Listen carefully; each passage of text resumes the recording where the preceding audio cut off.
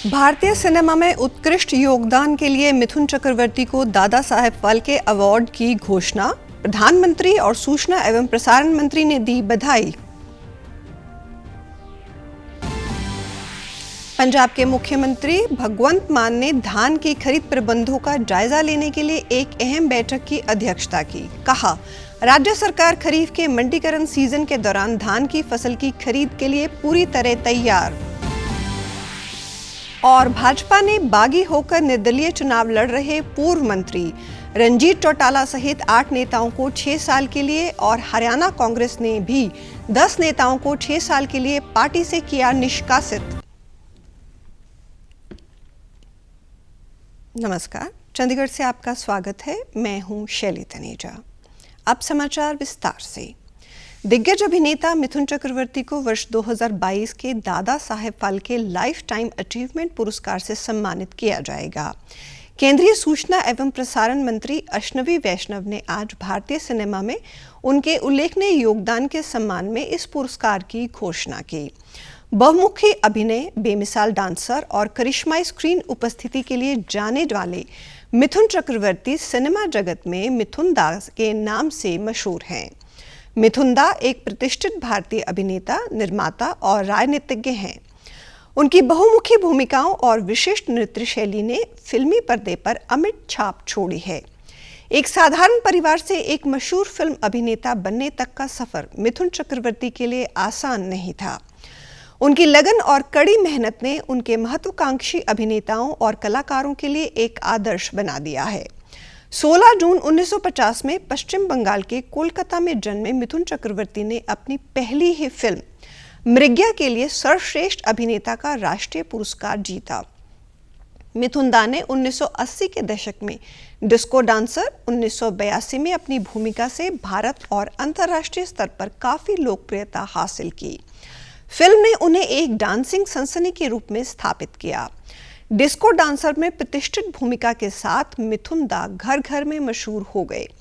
अग्निपथ में उनके बेहतरीन प्रदर्शन के लिए मिथुन दा को वर्ष 1990 में सर्वश्रेष्ठ सहायक अभिनेता का फिल्म फेयर पुरस्कार भी मिला। मिथुन दा ने हिंदी, बंगाली, उड़ीसा, भोजपुरी और तेलुगु सहित विभिन्न भारतीय भाषाओं में 350 से भी अधिक फिल्मों में अभिनय किया। दादा साहेब पुरस्कार से सम्मानित होने की घोषणा पर अभिनेता मिथुन चक्रवर्ती ने अपनी खुशी जाहिर की है। उन्होंने इस पुरस्कार को अपने परिवार और प्रशंसकों को समर्पित किया। ना मैं हंस सकता हूँ, ना मैं खुशी से रो सकता हूँ। इतनी बड़ी चीज़ है, कैसे जहाँ से मैं आ रहा हूँ कोलकाता के, एक ऐसे एक ब्लाइंड लेन से फुटपाथ से लड़के इधर आया हूँ। उस लड़के को इतना बड़ा सम्मान मैं सोच भी नहीं सकता। लिटरली मैं बागरूद हो गया। बस इतना बोल सकता हूँ, ये मैं डेडिकेट कर रहा हूँ मैं अपने फैमिली को और मेरे फैंस पूरे विश्व में जहाँ भी हैं उन सभी को। प्रधानमंत्री नरेंद्र मोदी ने दिग्गज अभिनेता मिथुन चक्रवर्ती को दादा साहेब फाल्के पुरस्कार देने की घोषणा पर खुशी जताई है। उन्होंने सोशल मीडिया प्लेटफॉर्म एक्स पर पोस्ट कर कहा, खुशी है कि श्री मिथुन चक्रवर्ती जी को भारतीय सिनेमा में उनके अद्वितीय योगदान के लिए प्रतिष्ठित दादा साहेब फाल्के पुरस्कार से सम्मानित किया जा रहा है। वो एक कल्चरल आइकन हैं जिन्हें अपनी बहुमुखी प्रतिभा के लिए पीढ़ियों से सराहा जाता रहा है। उन्हें बधाई एवं शुभकामनाएं। पंजाब के मुख्यमंत्री भगवंत मान ने धान की खरीद प्रबंधों का जायजा लेने के लिए कल एक अहम बैठक की अध्यक्षता की। चंडीगढ़ से जारी प्रेस बयान में कहा कि राज्य सरकार खरीफ के मंडीकरण सीजन के दौरान धान की फसल की खरीद के लिए पूरी तरह तैयार है। मुख्यमंत्री ने कहा, राज्य सरकार द्वारा 1 अक्टूबर से शुरू होने वाले खरीफ सीजन के दौरान किसानों द्वारा 185 लाख मीट्रिक टन धान मंडियों में लाए जाने की उम्मीद है। उन्होंने कहा कि इस बार राज्य में 32 लाख हेक्टेयर क्षेत्र में धान की खेती की गई है। पंजाब में 185 लाख मीट्रिक टन धान की खरीद का लक्ष्य है। उन्होंने कहा कि भारतीय रिजर्व बैंक द्वारा खरीफ मंडीकरण सीजन 2024-25 के लिए 41,378 करोड़ रुपए पहले ही जारी किए जा चुके हैं। राज्य की खरीद एजेंसियों और एफसीआई भारत सरकार द्वारा निर्धारित मापदंडों के अनुसार न्यूनतम समर्थन मूल्य पर धान की खरीद करेगी। उन्होंने कहा कि धान की निर्बाध और सुचारू खरीद के लिए सभी तैयारियां पूरी कर ली गई हैं। राज्य सरकार धान की निर्बाध खरीद और लिफ्टिंग के लिए प्रतिबद्ध है। मुख्यमंत्री ने डिप्टी कमिश्नरों को जमीनी स्तर पर समूचे कार्यों का जायजा लेने के लिए रोजाना मंडियों का दौरा करने के लिए भी कहा। भाजपा ने बागी होकर निर्दलीय चुनाव लड़ रहे पूर्व मंत्री रंजीत चौटाला सहित 8 नेताओं को 6 साल के लिए पार्टी से तत्काल प्रभाव से निष्कासित कर दिया है। ये सभी निर्दलीय चुनाव लड़ रहे हैं। हरियाणा भाजपा पार्टी प्रदेश अध्यक्ष मोहन लाल बड़ौली ने जिन 8 नेताओं को पार्टी से निकाला है, उनमें लाडवा से संदीप गर्ग, असंध से जिले राम शर्मा, गुन्नौर से देवेंद्र कादियान, रानिया से रंजीत चौटाला, महम से राधा अहलावत, गुरुग्राम से नजीन गोयल और हथीन से केहर सिंह रावत शामिल हैं। उधर भाजपा की तर्ज पर कांग्रेस ने भी पार्टी विरोधी गतिविधि में शामिल होने वाले नेताओं के खिलाफ कड़ी कार्रवाई की है। हरियाणा कांग्रेस ने 10 नेताओं को 6 साल के लिए पार्टी से निष्कासित कर दिया है। अमृतसर पुलिस ने बड़ी सफलता हासिल करते हुए 6 किलो हेरोइन, 30 बोर के 67 जिंदा कारतूस और 2 मैगजीन बरामद कर सीमा पार से हेरोइन तस्करी के रैकेट का पर्दाफाश किया है।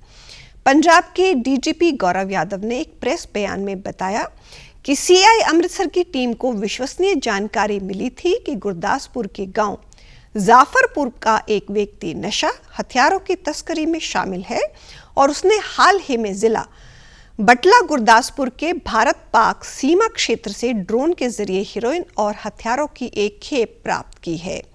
वे इस खेप को आगे किसी अन्य पार्टी को सौंपने जा रहा है। डीजीपी ने बताया कि पुलिस टीम ने फरार आरोपी की पहचान कर ली है और उसे गिरफ्तार करने के लिए छापेमारी की जा रही है। इस मामले में आगे की जांच जारी है ताकि तस्करी में शामिल अन्य साथियों की पहचान की जा सके। हरियाणा के मुख्य निर्वाचन अधिकारी पंकज अग्रवाल ने कहा कि विधानसभा आम चुनावों के लिए 5 अक्टूबर को होने वाले मतदान के मद्देनजर 85 वर्ष से अधिक और दिव्यांग मतदाताओं की होम वोटिंग की प्रक्रिया आज 30 सितंबर को पूरी होगी। 85 वर्ष आयु से अधिक तथा दिव्यांगजन मतदाताओं द्वारा संबंधित रिटर्निंग अधिकारी के पास आवेदन दिए गए थे। रिटर्निंग अधिकारियों द्वारा अनुमोदन करने पर 85 वर्ष से अधिक आयु के 9,596 मतदाताओं तथा 2600 दिव्यांगजन मतदाताओं को होम वोटिंग की सुविधा दी जा रही है। उन्होंने कहा कि प्रदेश भर में कुल 20,632 मतदान केंद्र बनाए गए हैं। इनमें 144 आदर्श मतदान केंद्र स्थापित किए गए हैं। 115 मतदान केंद्र ऐसे हैं जो पूरी तरह से महिला कर्मचारियों द्वारा संचालित किए जाएंगे। इसके अलावा 114 मतदान केंद्र यूथ कर्मचारियों तथा 87 मतदान केंद्र दिव्यांग कर्मचारियों द्वारा संचालित किए जाएंगे। उन्होंने बताया कि मतदान के दिन सभी केंद्रों की वेबकास्टिंग की जाएगी। पंकज अग्रवाल ने कहा कि इन चुनावों के लिए रिजर्व्ड ईवीएम सहित कुल 27,866 ईवीएम बेल्ट यूनिट का उपयोग किया गया होगा। इसके साथ ही 24,719 कंट्रोल यूनिट तथा 26,774 वीवीपैट मशीनों का उपयोग किया जाएगा। वीवीपैट में मतदाता अपने द्वारा दिए गए वोट को देख सकता है। उन्होंने कहा कि चुनावों में सुरक्षा की दृष्टि से केंद्रीय सशस्त्र पुलिस बलों की 225 कंपनियों की तैनाती की जा चुकी है। इसके अलावा फ्लाइंग स्क्वाड की 500 टीमें तथा 461 स्टेट सर्वेलेंस टीमों की तैनात की गई हैं। चंडीगढ़ कॉम्पिटेंट द्वारा जीएमएचएस सेक्टर 7 और जीजीएमएसएसएस सेक्टर 20 में स्पोर्ट्स किट वितरण समारोह का आयोजन किया गया। इस मौके पर इन स्कूलों के बच्चों का चंडीगढ़ क्रिकेट एसोसिएशन के अध्यक्ष संजय टंडन द्वारा स्पोर्ट्स किट वितरित किए गए। संजय टंडन ने कहा कि कॉम्पिटेंट एसोसिएशन द्वारा बच्चों को समय समय पर यह किट मुहैया करवाई जाती है जिसमें बच्चे स्पोर्ट्स और शिक्षा में आगे बढ़ें। उन्होंने कहा बच्चों को शिक्षा और स्पोर्ट्स में आगे बढ़ने के लिए शुभकामनाएं दी हैं। जी बलराम जी दास टंडन ने आज से 18 साल पहले जिसको बनाया था, उसमें उनकी हमेशा इच्छा रहती थी कि छोटे बच्चों को आगे बढ़ने के लिए उनको एजुकेशन में, उनको स्पोर्ट्स में कुछ ना कुछ सहायता इस एज में चाहिए होती है, तो उसके लिए ज़रूर आगे आना चाहिए। कॉम्पिटेंट फाउंडेशन ने लगभग 200 बच्चों को जो चंडीगढ़ के गवर्नमेंट स्कूल्स में पढ़ते हैं और साथ ही साथ कुछ स्पोर्ट्स में थोड़ा सा भी उन्होंने कुछ काम करके दिखाया है, ऐसे बच्चों को एक किट बना कर दी है, जिस किट के अंदर उन्हें गर्मियों के लिए ट्रैक सूट, सर्दियों के लिए ट्रैक सूट, साथ में उनके शूज़, सॉक्स और साथ में एक हाइजीन किट इन बच्चियों को हमने आज दी है। 20 सेक्टर की ये बच्चियां, ये हमारा कल का भविष्य है। केंद्रीय गृह मंत्री अमित शाह ने कल गुरुग्राम के बादशाहपुर में एक चुनावी जनसभा में कांग्रेस नेता राहुल गांधी को झूठ बोलने की मशीन बताते हुए कहा कि वे अग्निवीर योजना को लेकर झूठ फैला रहे हैं। शाह ने कहा कि हरियाणा की माएं अपने बेटों को सेना में भेजने से संकोच ना करें, हर अग्निवीर को पेंशन वाली नौकरी मिलेगी। उन्होंने कांग्रेस पर गुरुग्राम में भूमि सौदों में दलालों के माध्यम से भ्रष्टाचार करने का आरोप लगाया। शाह ने दावा किया कि भाजपा सरकार ने बिना किसी भेदभाव और भ्रष्टाचार के 1.5 लाख नौकरियां दी हैं।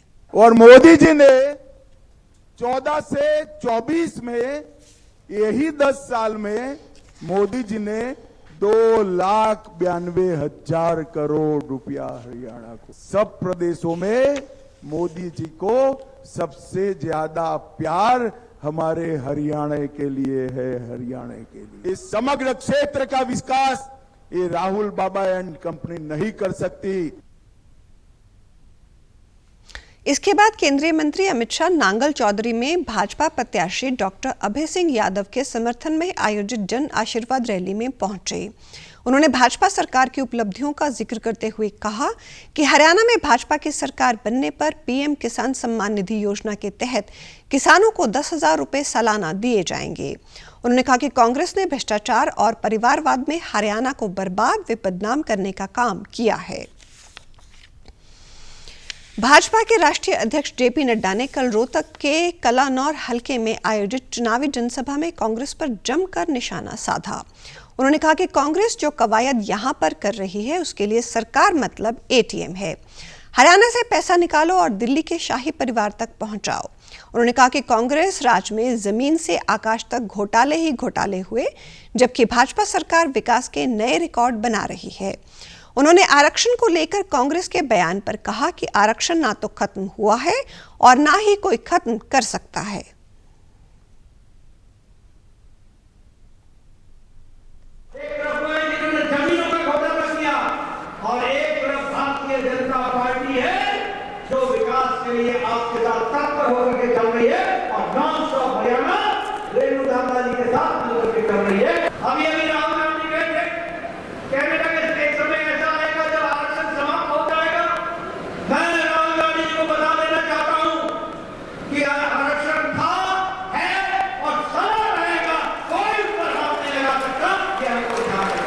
जब चुनाव आते हैं तो आरक्षण पर भाषण देते हैं, संविधान की पुस्तक लेकर फिरते हैं, और जब अमेरिका जाते हैं, विदेश में जाते हैं, तो कहते हैं कि समय आएगा जब आरक्षण समाप्त हो जाएगा।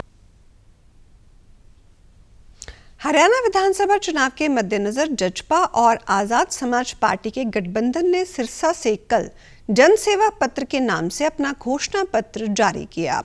जजपा नेता दुष्यंत चौटाला और एएसपी प्रमुख चंद्रशेखर आजाद ने कहा कि उनका घोषणा पत्र सभी वर्ग के हित में है। दुष्यंत ने कहा कि हरियाणा में हमारी सरकार हर फसल को एमएसपी पर खरीदेगी। फसल खराब होने पर 25,000 रुपए प्रति एकड़ मुआवजा, जन नायक फसल सुरक्षा योजना और युवाओं को 11,000 रुपए मासिक बेरोजगारी भत्ता, 1 लाख महिलाओं को सरकारी नौकरी, हर गांव में डिजिटल लाइब्रेरी, गर्भवतियों के लिए प्यारी बेबी योजना और बुढ़ापा पेंशन 5100 रुपए की जाएगी। साथ ही खिलाड़ियों को 1,000 रुपए दैनिक डाइट भत्ता व 5,000 रुपए खेल वजीफा, यूपीएससी परीक्षा की तैयारी के लिए अभ्यर्थियों को 1 लाख रुपए की आर्थिक मदद के अलावा आशा और आंगनवाड़ी वर्कर्स को 21,000 रुपए प्रति माह मानदेय दिया जाएगा। वहीं चंद्रशेखर आजाद ने कहा कि चर्चा करके हमने ये मैनिफेस्टो बनाया है। सभी निजी स्कूलों में फीस की सीमा तय की जाएगी। ट्रैक्टर की तर्ज पर 2 व्हीलर की खरीद को भी टैक्स फ्री किया जाएगा। प्रत्येक जिले में औद्योगिक क्षेत्र स्थापित किए जाएंगे। हरियाणा के कार्यवाहक मुख्यमंत्री नायब सिंह सैनी ने कहा कि हरियाणा प्रदेश में एक तरफा माहौल भाजपा का है। तीसरी बार भाजपा की सरकार हरियाणा में बन रही है। हरियाणा प्रदेश में एक तरफा माहौल भारतीय जनता पार्टी का बना है। तीसरी बार भारतीय जनता पार्टी की सरकार हरियाणा में बन रही है। वहीं हरियाणा के पूर्व मुख्यमंत्री और कांग्रेस नेता भूपेंद्र सिंह हुड्डा ने भारी बहुमत से कांग्रेस की सरकार बनने का दावा किया। और आप हमारे समाचार YouTube channel DD News Chandigarh, Facebook DD News Chandigarh और social media X DD News CHTV पर भी देख सकते हैं। इसी के साथ चंडीगढ़ से समाचारों का सिलसिला समाप्त होता है। नमस्कार।